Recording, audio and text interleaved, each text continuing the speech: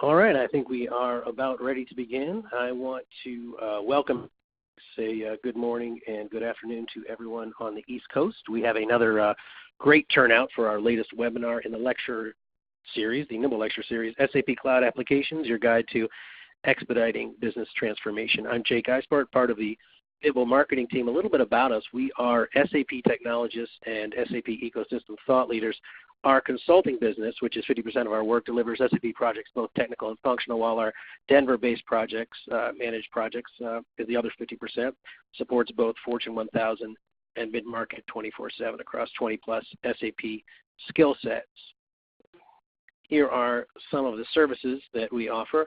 Obviously, today we will be talking about S/4HANA Cloud, as well as success factors and business transformation in general.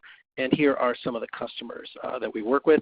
A little bit of housekeeping before we get started. We want to be able to answer as many questions as possible, so if you take a look at the chat box in the lower left-hand corner, feel free to ask any questions, and they will be answered by any one of our three speakers today. And speaking of the speakers, we have three today. The first is Michael Jolton. He is our Vice President of Delivery. Michael spent 25 years successfully delivering strategic business transformation projects in both Fortune 500 and small high-growth IT. We have our Senior SAP Architect, Anthony Plute. He has 15 years of SAP functional experience implementing and consulting on FI and CO and various SAP industry solutions. And our final speaker is David Moranti. He is VP of HR at NIMBL, and he's an accomplished HR talent management professional with expertise in various disciplines across multiple industries. Before we get started, we just kind of want to get a lay of the land, and before we jump into S/4HANA Cloud, we just want to see, in general, talk about S/4HANA. So if you do have an S/4HANA schedule, what is that schedule? And you can feel free to click either 0 to 3 months, 3 to 6 months, 6 to 12 months, or it is not currently on our schedule. I see people are starting to fill those in. We'll give people a little bit of time to respond. All right, let's get right to it. We have a little bit of a different format to the webinar in that we're going to start at a high level with overall business transformation, and then drill down into S/4HANA Cloud itself, and then further down into a specific cloud software in success factors. Then we'll wrap up everything. Just so you know, we'll talk about the actual tools that SAP provides for S/4HANA Cloud. And at that, I'm going to hand it over to our VP of Delivery, Michael Jolton. Michael, go ahead and take it away. All right. Thank you, Jake. To talk about business transformation and the cloud, I think it's good to give a brief background on the business's perception of IT over the years. So if you go back to the 70s, business users had uninformed enthusiasm. Computers will solve all our problems, they said. In the 80s, that moved to informed pessimism. Well, computers can solve many of our problems, but it's getting to be a huge cost center for us. In the 90s, I think we hit the trough of despair.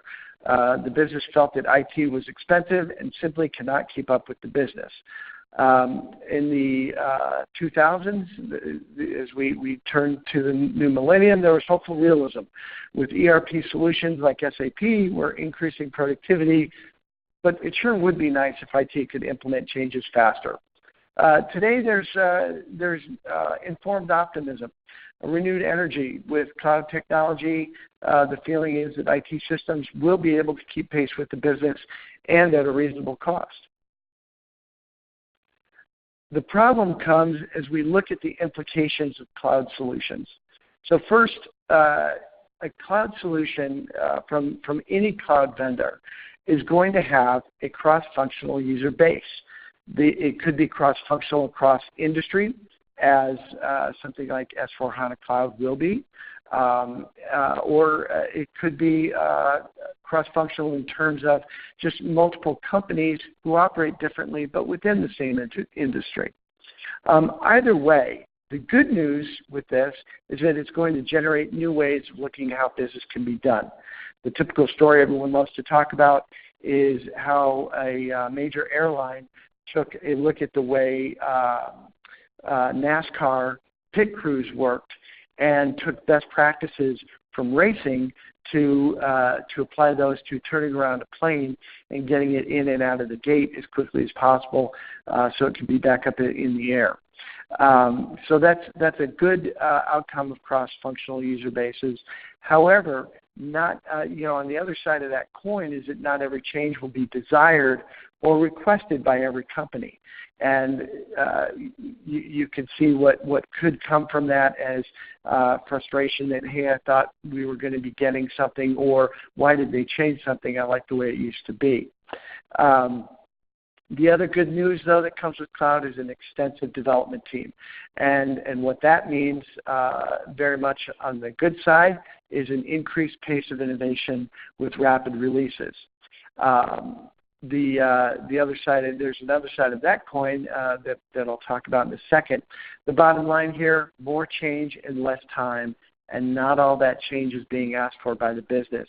And here's where we hit the cloud paradox, as we call it, where the business may flip around and say that IT is moving too fast. And I know this isn't fair. So we've been battling perception for years.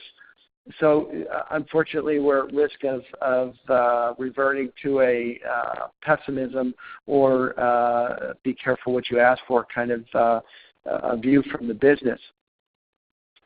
So, how do we battle this paradox? Well, we know the business wants IT improvements. And what we've learned over the years is with each of these IT projects or discrete changes, there's a discrete change cycle. Each change cycle gives us a risk that change may not be accepted by the business. And so over the years, IT professionals have learned to include proper training and communication. A whole practice around change enablement has grown to help manage that change cycle and achieve acceptance and increase productivity, the promise that comes with new software. Again, with cloud, change is going to increase at an increasing rate. And so the volume of that change means repeated change cycles over and over and over. And that could begin to, the business could begin to want to slow that down, and it could, in essence, stifle that change. So as we look to use cloud applications, the CIO is going to need to take on a new role or an additional role of being a chief transformation officer, a champion for improving this whole change process. So as I talked about change enablement, it's become a staple within IT development projects. There is communication planning. There is user involvement, and new methodologies like Scrum really drive greater user involvement throughout the project. And there's a strong emphasis on training anymore and a lot of new training tools.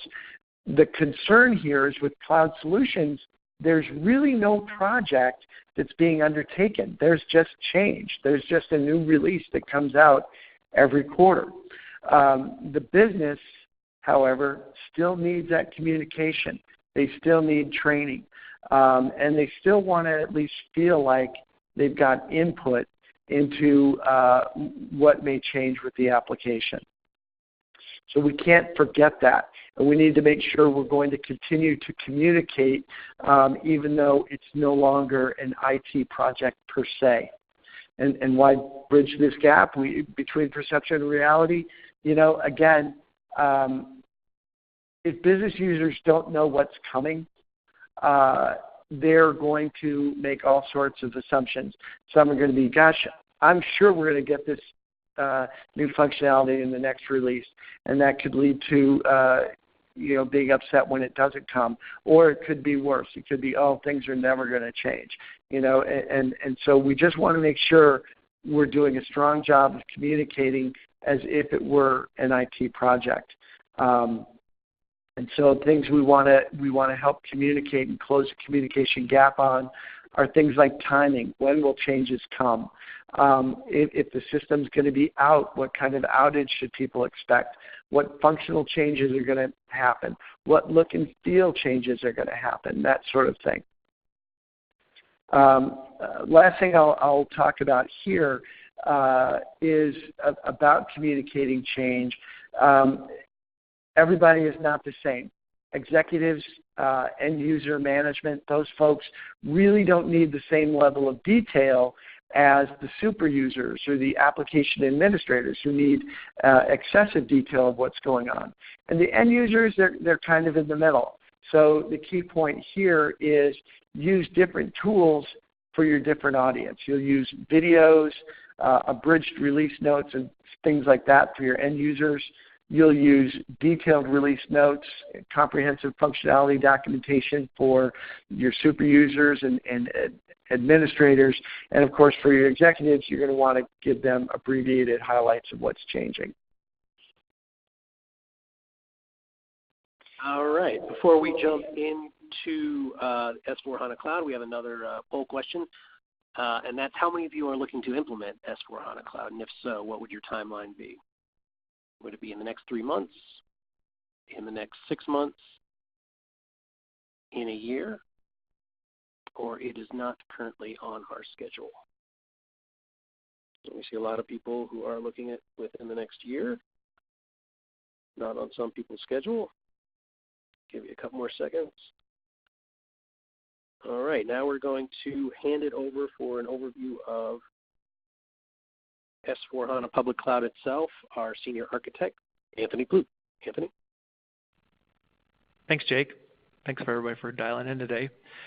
So the question is, what is SAP's S4HANA Public Cloud? You can look at this graphic, and you look at the on-premise where the customer manages everything from their software to the platform to the infrastructure. What we're going to be discussing today is the full cloud service, where SAP manages everything, your software, your platform, and your infrastructure. And this is effectively SAP's software as a service offering. So then we look at this, the next chart, and you can see that the S4HANA Public Cloud has multiple solutions or offerings. You have, for example, the Enterprise Management Cloud. It's where if you want to run all your end-to-end business processes, order to cash, procure to pay, plan to produce, core finance. Then embedded as a separate type of solution, you have your Professional Services Cloud, where a company, you want to use your core finance, you'll use your order to cash, procure to pay, but there would be no manufacturing in there because a professional services firm doesn't do manufacture of products. And then you look on the left in this S4HANA Finance Cloud, which, by the way, is just released in November. It has your core finance capability.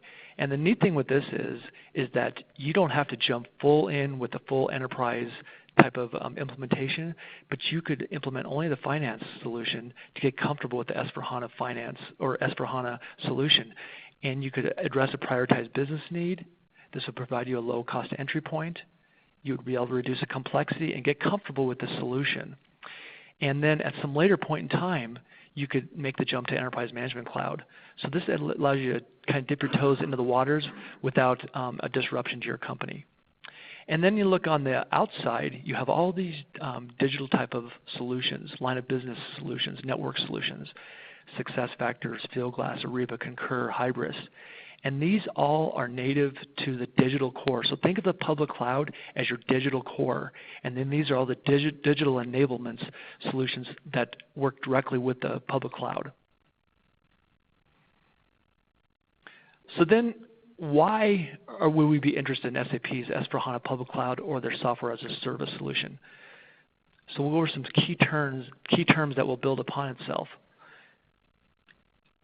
So digital core. So we all hear, the world's becoming digital, it's becoming connected, but ultimately this digital core is going to it's shaping how the economy works. It's shaping how people deal with each other, how we sell products, how we communicate with our consumers.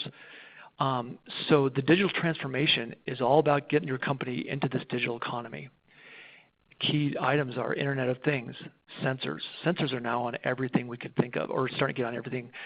Appliances in the home, car engines, car parts, engines, everything you could just start to imagine starting to have sensors on them. It's because people want to know the data to make informed decisions, whether it's predictive type of maintenance, whether it's knowing how I'm doing with the consumer. etc. The whole idea of hyperconnectivity, everything is being connected to smart devices, and people want to know stuff really quickly and fast, and to make split decisions, whether it's buying a product or communicating with friends or moving, planning your future, whatever it may be. And then there's consumer sentiment via social media. So much is based on social media and what consumers say. You look as going to work today on the train, and everybody's connected to some type of device, whether they're listening to music, whether they're talking to friends, communicating through social media, whether they're buying something with the Christmas season or the holiday season upon us. And then you have machine learning. When you start getting very mature, you could start using machines and algorithms to actually start doing predictive analytics, which could be a very capable, very powerful digital capability. The holy grail, I would say right now, if you go to many of these conferences, is you've seen the digital boardroom, where everybody, or you have leadership to different levels, communicate in real time with each other via this whole digital core, where you can make decisions, you can talk about key items, you could change things. I mean, it's amazing when you've seen these digital boardroom. But that's what your digital core is getting you towards. The next thing with this S/4HANA public cloud, as Michael mentioned, you have quarterly innovations. No longer are we calling these upgrades. No longer is SAP calling these or break fixes, patches, bugs. They're innovations. They are moving you more and more into the digital world. They're enabling you to move your company into that digital economy, to work with your consumers or your vendors or whoever they may be. And the whole idea is that your public cloud innovations will happen quarterly. With the on-premise S/4HANA, which is a totally different animal, they will take these quarterly innovations from the public cloud, and they will be implemented once per year on the on-premise. And I have another, next slide will show this a little more clear. But the whole idea with this public cloud is transparency. SAP, you could go out there right now, and SAP has a 12-month rolling roadmap. They have not only what was delivered with the current release this month, but what's going to be released next quarter, the second quarter, third quarter, etc. You could see exactly what digital solutions and innovations SAP will release for this public cloud solution. And of course, if you look at the roadmap, you could see there's so much embedded solutions and capability being delivered that's going to work with SuccessFactors, Fieldglass, Concur, Ariba, Hybris. They are enabling this to be even more digitally connected with your core or your public cloud. And this all, reiterate again, is to stay competitive in the digital economy. So this slide is very easy to recognize. So with your public cloud innovations, they're quarterly, as I mentioned, and they're very easy to understand now. So the most recent one is SAP S/4HANA Public Cloud Release 1611, where 16 is the year, 2016, 11 is the month. So the most recent was November 2016. The next one will be 1702, February 2017, etc. And you could see exactly what SAP is planning to release in this roadmap, so there's that transparency there. And then once we come into 2017, when the on-premise release, which would be 1710, October 2017 comes out, it will take all these public cloud innovations and they will roll up or be able to be applied to the on-premise. So the public cloud is SAP's digital core baby going forward. And on-premise will basically take that and incorporate it once a year. Next key term is something called best practices. We all hear about it, we all talk about it, but we all like to implement it. But SAP with this public cloud is going to make it happen. You're taking SAP, a company that's been around for decades, that has tens of thousands of customers. They know what works and what doesn't work, and they have built in the business's best practices into this software. What you see is what you get. You are going to get pre-configured end-to-end core business best practices, processes that you will activate and implement in the solution. There's going to be very, very limited opportunity to do customization. It's not impossible or not going to happen, but very, very limited. What you see is what you get. And the whole idea is if we start customizing too much, the idea is that it will inhibit innovation and then move into that digital economy.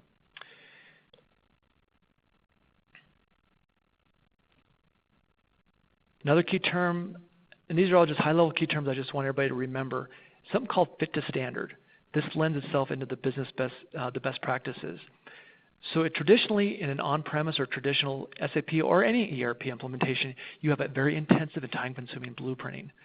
This is being greatly reduced by this fit to standard. No longer are we taking our business processes and making the system work with our business processes. Instead, with this public cloud software as a service, we are taking these SAP business best practices, and we are saying our business processes have to fit into these best practices. This should make for a much easier deployment and hopefully a cheaper and more quicker deployment. And you can start running your company in that digital environment. If you look at, and also this whole fit to standard, if you're adopting to business best practices, the whole idea is you can adopt these quarterly innovations much more readily. And we'll find out that it's not a matter of if you accept these quarterly innovations, you will be forced to accept them. So business best practices are key, and fitting your standard or your business processes and these best practices are very key to making the solution work. Another term with this, why the S/4HANA Public Cloud, something called SAP Activate. Anybody that's been around SAP for, especially with the R3 or their third generation software, you hear this whole ASAP methodology. Well, SAP Activate is replacing the ASAP methodology. And the fit to standard, for example, is a part of this SAP Activate. And the key thing to remember, the business is really going to own this implementation. We all like to say the business is a key partner or maybe even owns the implementation. In this, the business will own the implementation. This implementation is going to be, with the S/4HANA Public Cloud, is much, much less technical than a typical on-premise. Also, when you activate these business best practices, when you say I'm going to accept order to cash or procure to pay, you will get all these, when you do that, you get these standard tools that enable you to readily adopt and implement the solution. For example, there's the automated testing tool. So if I activate my core finance and I want to use the new, I'm going to have to use the new general ledger, you're going to have a testing automation tool that's going to enable you very readily to test this business best practices. And this is key because you are going to have to wait. You're going to have to actually accept these quarterly innovations. And you have to be able to readily implement these quarterly innovations. And this testing tool is going to really help that. If you see something that, you know what, it's not quite there yet, it's not going to quite meet my need, you're going to have to wait for it. Not to say there's any opportunity to request it from SAP and partner with them, but you're going to have to say, if you don't see it there, you're going to have to wait for it in a future innovation. The software is locked down. You are not going to have the capability to do your traditional ABAP type of development. That is totally been changed, a total different paradigm shift. No longer can you, go into the ABAP editor and customize your user exits and your baddies. That stuff is all gone. Your customization is very limited, and your development effort will be very much simplified.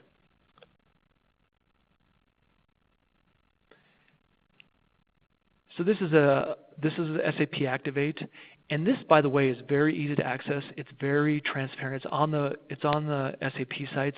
It's easy to access. Anybody has, you don't have to have special privileges or passwords. Everybody can see this, but you could see the Discover, Prepare, Explore. These are new types of terms in the implementation lifecycle, and you can see the fit to standard down there as part of the Prepare and Explore. But the whole idea is this will be a much quicker and easier implementation, much less technical, because as I mentioned, you are adopting your business into these best practices. Last key item I want to mention is user experience. So in the traditional SAP that we're running now, that many people are running now, or even in the S/4HANA on-premise, you still have the opportunity to use the traditional GUI or graphical user interface. With S/4HANA Public Cloud, that's gone. Now you have to use the Fiori apps, which is a very good thing because these Fiori apps, if anybody's looked at them or played with them or see demos, they're very modern, they're friendly, they're app-based. You look at, you think about your phone or your smart device or your iPad or whatever you may use for communication or for playing games or whatever to make it more user-friendly. That's how Fiori is going to be. You could customize it to exactly how your liking is. And what is really cool too is right now, if I want to do some of my business processes, I may have to run 5 transaction codes in the traditional GUI to get to my end game. A lot of these Fiori apps, I click that app And I could go right into that app, and no longer do I have to open 4, 5, 6 sessions. We've all done that, and you're clicking through, then you run out of sessions. You could do everything within that one Fiori app and keep drilling into your to the different detail within that Fiori app to do your business process. Very powerful stuff. The last thing with Fiori I think is really cool, and this goes back to the digital core and the digital solutions.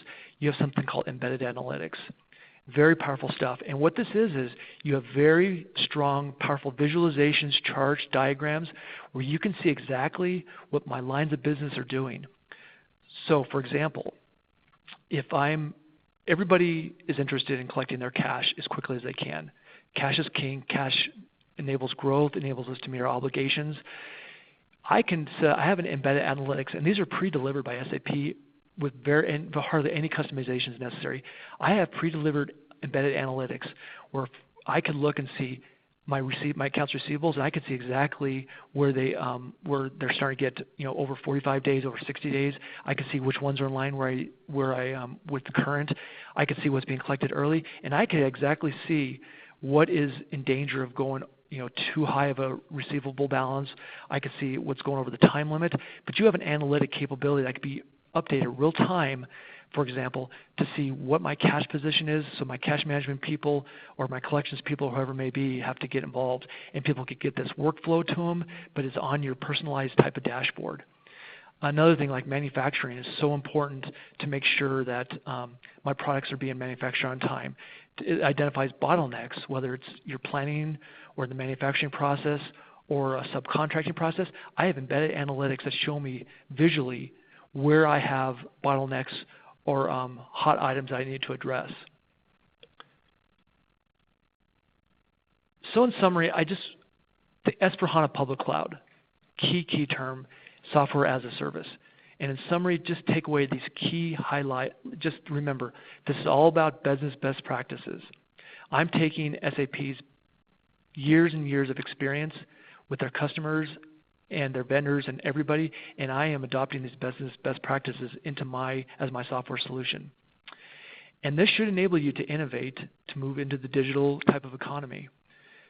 You're going to fit your business best practices into their best practices, as I mentioned, and hopefully this will lend itself to a faster, simpler, and cheaper implementation than a traditional on-premise, or even if you're implementing some other type of ERP solution. Lower total cost of ownership, simpler IT footprint. You don't have to have the technical capability or the technical expertise anymore. Your key people now are your business process experts. Your business process people that know exactly how we need to run our business to make it profitable, to grow, to fulfill our company's objectives. But that's the key, is that business process expertise. Bottom line, if a customer wants to retain a lot of customizations, they want to retain complexity, this product, this S/4HANA Public Cloud or this software as a service is not for them. But like I said, these are just some really key items that I hope you could take away from it. So with that, I'm going to turn it over to David. Thank you very much.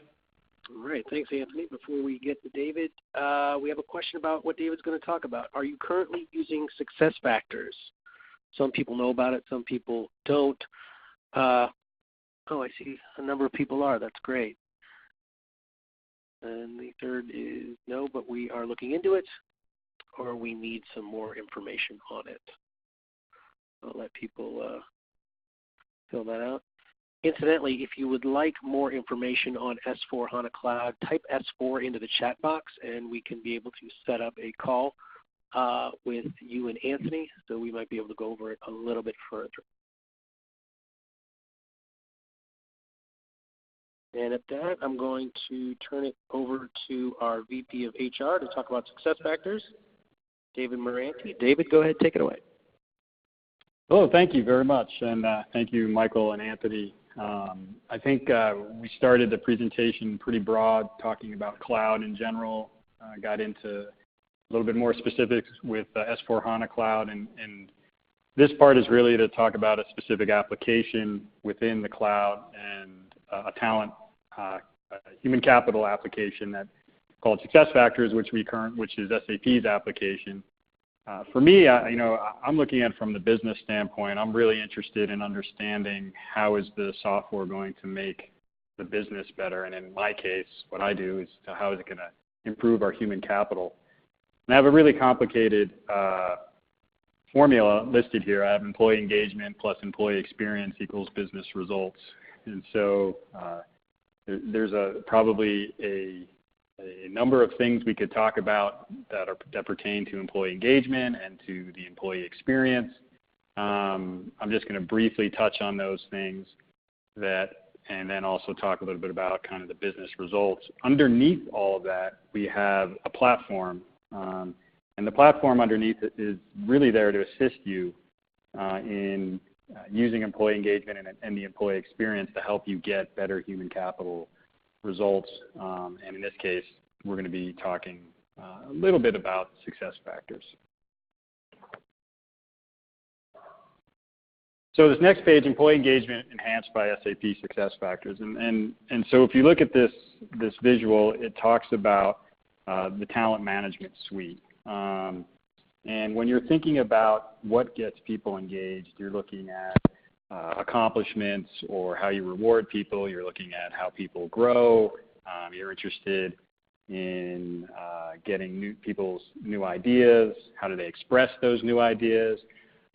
People are interested in understanding how to do their work, how to work autonomously, how to build relationships, and as I said, also how do you pay and reward people? All those things, in and of themselves are critical to engagement within a company. And when you think about your talent management system, aka success factors in this case, you have to have the capability to be able to use your system to help drive some of these things, some of the things like growth and ideas. Employee engagement defined, I like this definition, is the extent to which employees feel passionate about their work, are committed to the organization, and put discretionary effort into their work.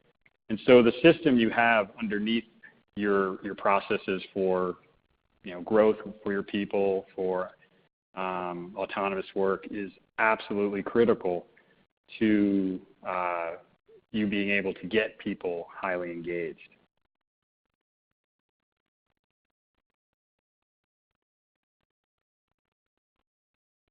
The other important factor in my very extensive formula of employee engagement plus employee experience equals business results is this idea of employee experience. And there's been a lot more literature about the employee experience lately. This idea of when your employees come and work for you, they're getting an experience from the first day they see an ad on LinkedIn or somewhere else in social media, all the way through until they're fully developed into some contributing member on your team. And so the look and feel, the touch, all those things are critical for enhancing that experience. And so things like values, how do you determine employee success, even just the workplace that you're in, all the way to the vision within your company, those things are expressed in the experience that your employees have every day. And the software, whether they're coming in and looking at just a social media site that you have internally, or they're interested in understanding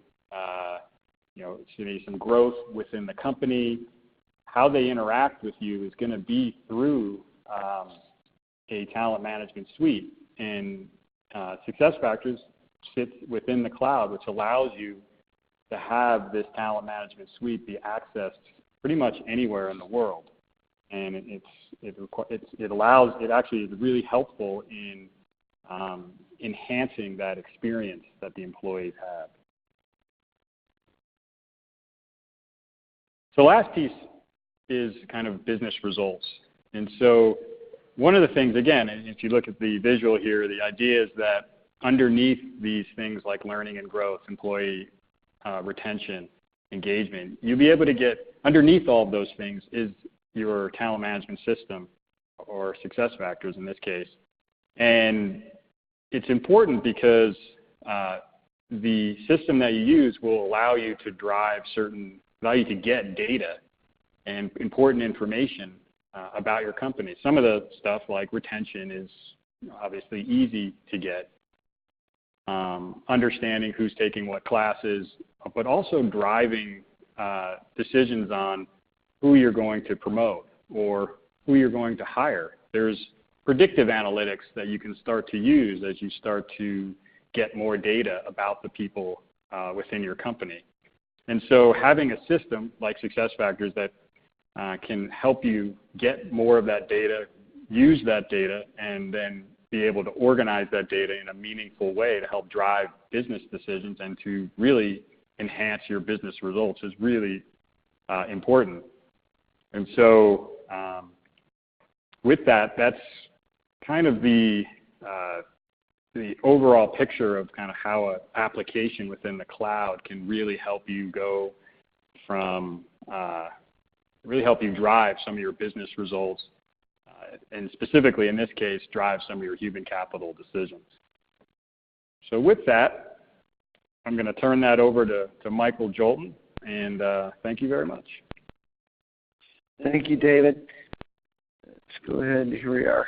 So both David and Anthony talked a lot about the applications out there. Anthony certainly talked a lot about how we're going to need to change business processes to fit the software. And the idea being that these are not differentiating business processes, but business processes that are still core to running the company, keeping employees engaged, paying the bills, that sort of thing. SAP is not just releasing the software and saying, all right, good luck to you, and hope it goes well. They're providing a lot of resources to help enable the change that will be coming to your company as you implement these solutions. So I'm going to walk through some of the resources that are available from SAP today. The screenshots that I'm going to show you are all related to SuccessFactors, but the format, for whether it be for SuccessFactors or S/4HANA Cloud or any of the other SAP solutions, Concur, et cetera, is going to be the same. It's going to follow the same pattern to help build consistency in your communications. So we'll start by talking about the product roadmap, and Anthony addressed this a little bit. The product roadmap that's out there, you can access it via the Help portal or the Community. I'm going to talk about the Community site in a second here. The goal here is to help support product adoption by outlining short and long-term product vision so that, again, we can match expectations of the business users with what's coming out. All right, this is going to provide an overview on the strategic drivers for change. Why are we changing? As well as the planned innovations in the future direction in context of what does it do today. The audience for this, as I talk about going back to that upside-down triangle, these are really for your application administrator, your super users. This is a pretty strong level of detail. As we get to the customer community, I've got the URL up there, and this really becomes an amazingly useful tool for anyone running one of these cloud solutions from SAP. It's multifaceted. It has myriad information sources covering announcements, schedules. There's lots of people who like to blog and post about how to use the tool or how they might, innovations how they're taking advantage of those innovations, that sort of thing. There's also release information out there on this community. One of the key guides out there in the community is the release process guide.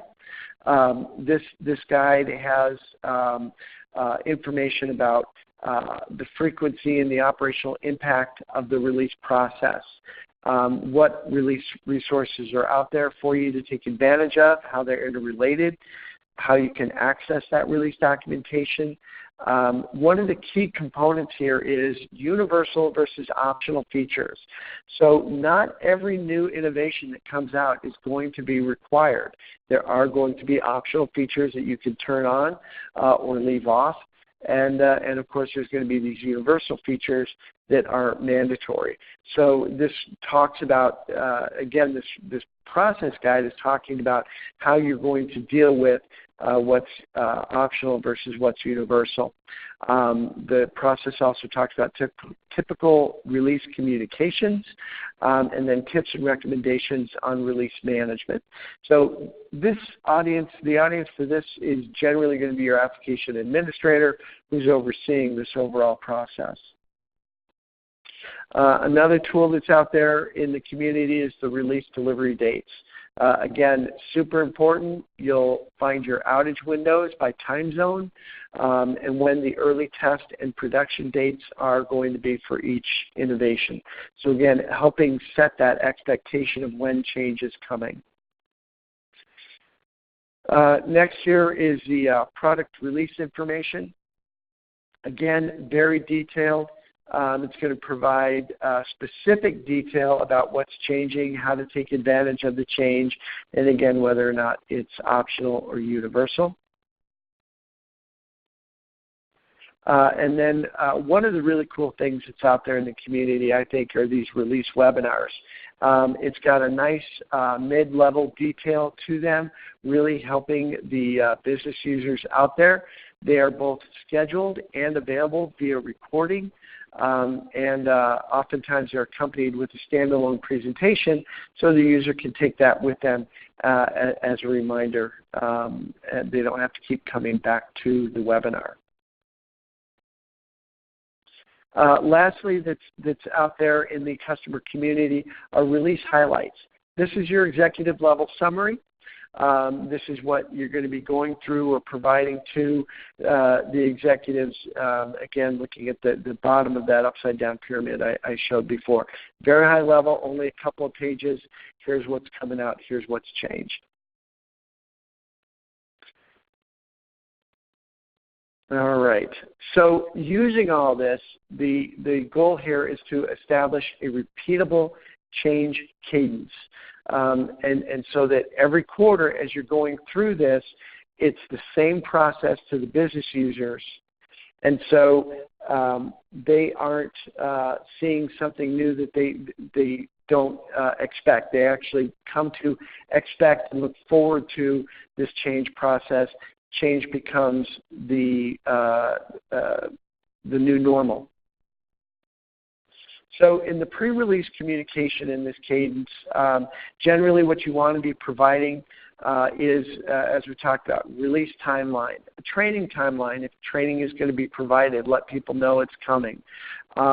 Links to relevant release information through the website as I was showing before. If there's going to be downtime, when that expected downtime is, you want that not communicated the day before, but you want people to be able to plan around that. Any scheduled jobs and reports that could be temporarily paused and or restarted as part of the innovation. And then any communications to ensure that mission critical items such as requiring employees to complete a process aren't due on the same date as the release. A common tool that's come to be used in IT projects is a communication plan. Generally what you would want to do if you're using a communication plan is make sure you're updating that plan with these communications, and then your administrator, your application administrator or program manager is going through and checking off as these are completed. A pre-release review or testing is always advisable, especially for some of your key processes to confirm that what changes may be coming to the end user's experience. or what functionality may be changing with respect to a common process. You're going to want to review these changes within the preview release environment, take advantage of the testing tool that Anthony was talking about earlier. So you're testing these common or critical processes, and again, you can use this to take notes or screenshots to assist then with your end user training before the release comes out. Next, before the release comes out, is a full preparation of the end users. So depending on their sophistication, you're going to want to tailor the preparation. Super users, you're going to want to make sure they've got that detailed documentation. And self-sufficient end users, give them the links to the webinars. They should be good to go. Dependent folks, don't leave them out of your planning. Consider doing the webinars in a classroom. Consider one-on-one training if needed. And then also, check the user's attitude to change as you're going through this. You'll generally, when it comes to change, you'll have three groups. You'll have supporters, neutral folks, and detractors. Your supporters you always want to leverage to communicate change out. Your neutral folks, you want to keep them involved and educated, hopefully transfer them to become supporters. And your detractors, don't hold out hope that they're going to become supporters, but accept their reluctance. Understand where they're coming from, empathize with them, and then you can work to neutralize them with facts about the change. That'll be about the best you can do. And last but not least is post-release support. You should always be ready because nothing goes without some kind of issue. So while the application is going to be tested fully by SAP, you're going to do your own pre-testing, that sort of thing. Issues may still arise. So for each release, make sure you've got a post-release project team. That could be the same team you're using for your preview environment. Immediately after the release, test your key and common processes, confirm successful completion. When an issue arises, you're going to want to work with your application administrator to submit a case along with screenshots, the expected action of the process, etc., off to SAP. And then you're going to want to communicate any knowledge of this issue to the entire affected user base so that they know, yep, we got it, we're working on it with SAP, and okay, we got a response, here's what's going to happen, etc. So again, if you follow this cycle every time, your users come to expect it, it just becomes the normal. I think with that, I'm going to turn it back over, Jake, to you. All right. Thank you very much, Michael. I do also want to mention that all the software that we mentioned during this and more, it is the fourth quarter, and NIMBL is a SAP value-added reseller and trusted SAP advisor. So we are doing fourth quarter software deals, not only on SuccessFactors, HANA, S4HANA, Analytics, everything you see on the screen. So if you would like more information on some of the deals that we're offering, just type 4 into the chat box, and we'll make sure that you get all the information that you need.